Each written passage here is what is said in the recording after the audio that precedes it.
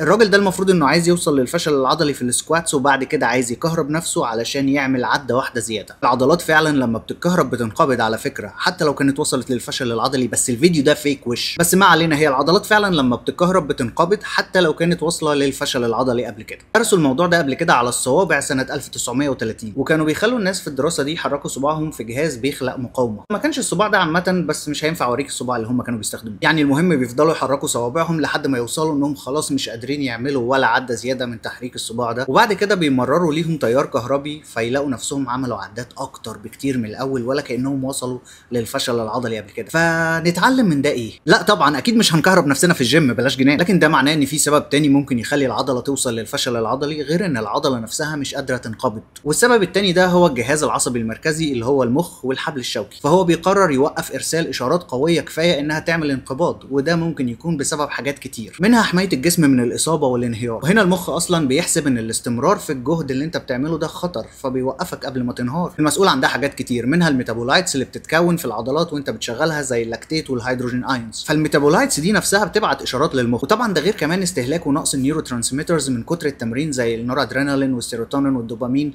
مع المجهود الكبير اللي انت بتعمله. بيوصلوا عند ليفل معين وانت بتتمرن من كتر الاجهاد، والمخ يبدا يقول لك لا خلاص مش لاعب. وده احد الاسباب اللي بتخليني دايما بفضل لو هتمرن للفشل العضلي او قريب جدا من الفشل العضلي اتمرن بعدات قليله، عشان اكون متاكد بثقه اكبر اني جندت اكبر عدد من الموتور يونتس اقدر عليه، وان العضله فعلا مش قادره تنقبض، لان بجد خلاص هي مش قادره تنقبض، هي نفسها الوزن مش عارفه تشيله.